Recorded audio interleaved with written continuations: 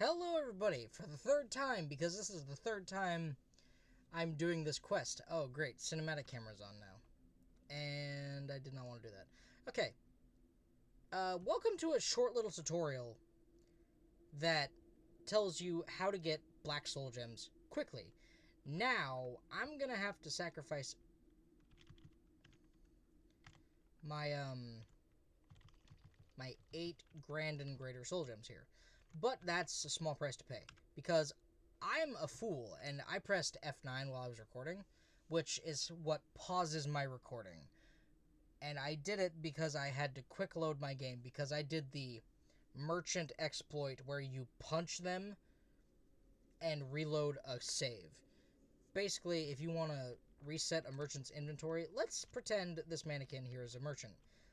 You buy whatever you want, you sell whatever you want, get all their money back that you spent and all of their money they had. You go over here, you press quick save, you pull out your fists, you punch, and you load. If you're playing on a controller, you go into this pause menu, press the buttons manually and whatnot. But on keyboard and mouse, you press F5 to quick save and F9 to quick load, or to load the quick save. So you don't have to go into the pause menu system and do all of that mumbo jumbo. But basically, that resets a merchant's inventory so they have gold available. So if you're trying to get a mass amount of gold, that's how you do it. And you also use these special potions made of 3 ingredients. Creep Cluster, which grows south of Windhelm. Mora Tapanella, which you can find along the road between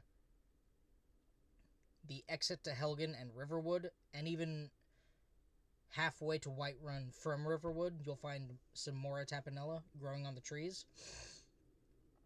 And then Scaly Foliota, which you find in the area around Riften, along the way to Fort Dawnguard.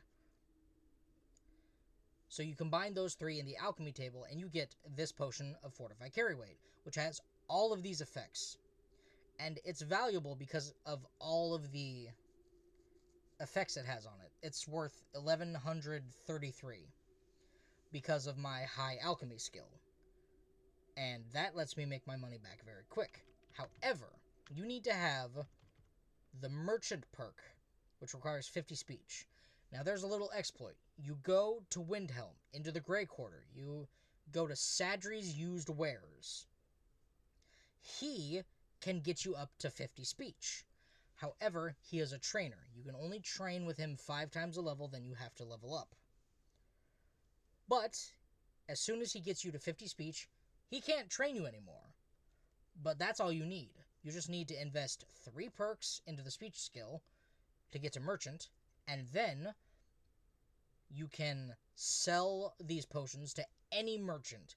You can go to a smithy, buy all the materials you need to use the Iron Dagger exploit, or use the Iron Dagger method to level your smithing, and then use buffed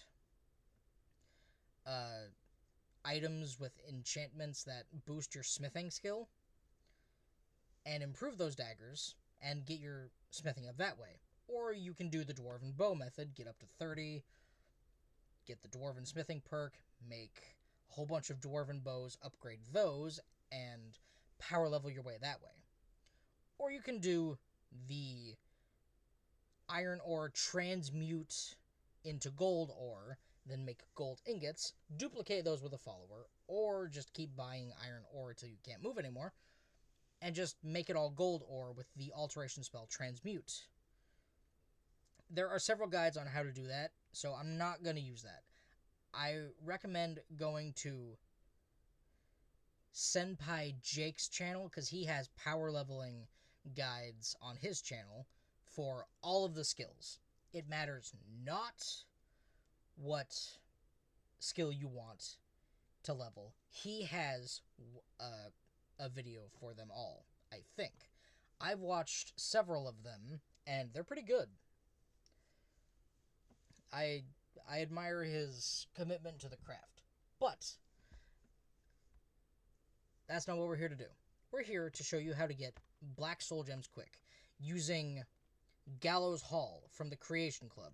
Now, you do need Anniversary Edition. This is Anniversary Edition only, unless you own the Gallows Hall creation because you bought it. But you have a short quest associated with it called Dreams of the Dead. You go through all of these, and then you get to this point. You place soul gems into these spots. They can be filled or empty, and they have to be greater or grand soul gems. Common and under will not work. So you need any combination of 4 greater or grand soul gems. So you could have 3 greater and 1 grand, or 3 grand and 1 greater. Then you activate the Altar of the Revenant, and it turns them into black soul gems that are empty. You can tell because empty black soul gems are worth 300. Filled black soul gems will depend based on what you filled it with. But I sacrificed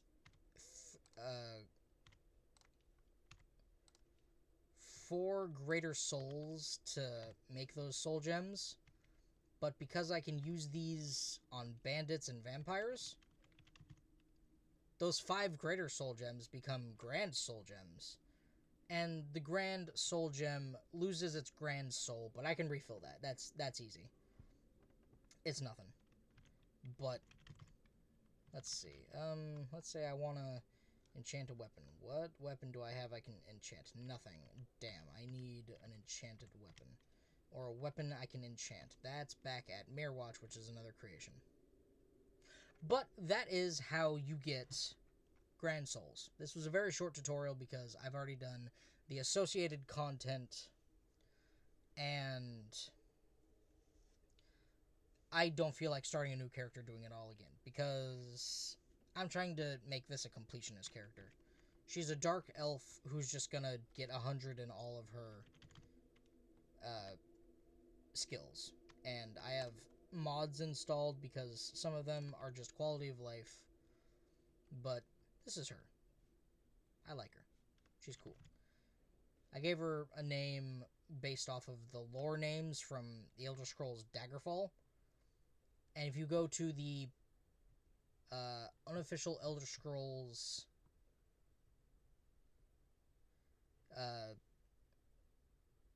wiki, you can find the Dunmer names from Daggerfall for male and female, and the surnames, which is where the Ra'ain comes in. She is Lilith Ra'ain. She was the daughter of a duke in Cyrodiil. I still have to write her backstory, because I like to write backstories for my characters. But she discovered her father had some illegal business dealings, which is why they were so rich. She didn't care and said she wanted to help, so her father taught her the business, which was dealing in skooma, which is still illegal. I have a mod that lets me be a skooma dealer and cook skooma, and it's pretty great. But she got sloppy. She walked right into a guard ambush because she was told someone wanted to buy skooma, and she was thrown in jail. It came back that her father dealt in skooma, and because he was dethroned, he blamed his daughter for being so careless, even though he set up the deal and exiled her, basically, and disowned her. Gave her a new name, or new surname, let her keep her first name, and sent her away. Basically with nothing but the clothes on her back. Not even any gold. He confiscated that as repayment of what they lost. Basically, he took her money that she had. So, dejected, she wandered Cyrodiil until she eventually went to Skyrim. She ended up in Riften because she crossed the southern border. I didn't go through the Caught in the Cart on the way up to Skyrim because I have an alternate start mod, which lets me basically pick anywhere, and it's called, let's see. It's called Skyrim Unbound. Skyrim Unbound Reborn. And it lets you customize a lot. Like, I can be a Dragonborn or not. And I can either be Dragonborn or I can be not Dragonborn, but with shouts. And basically, I don't need dragon souls to unlock shouts because I can practice like Ulfric Stormcloak and the Greybeards, which is pretty cool. But that's my character, dethroned. I'll go into a little more detail when I write the backstory, but I don't think I'm doing a video on that. I'll leave that up to Skypothesis and Fudge Muppet, who are some of the best build channels I have watched. Like, I love listening to Skypothesis, and some days when my anxiety is real bad, like it has been, Skypothesis helps me sleep. A calm, gentle voice with gentle background music describing a character who is killing people or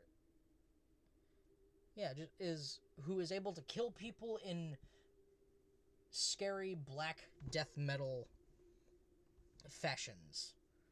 I don't listen to a lot of death metal, but it's pretty gruesome from what I hear.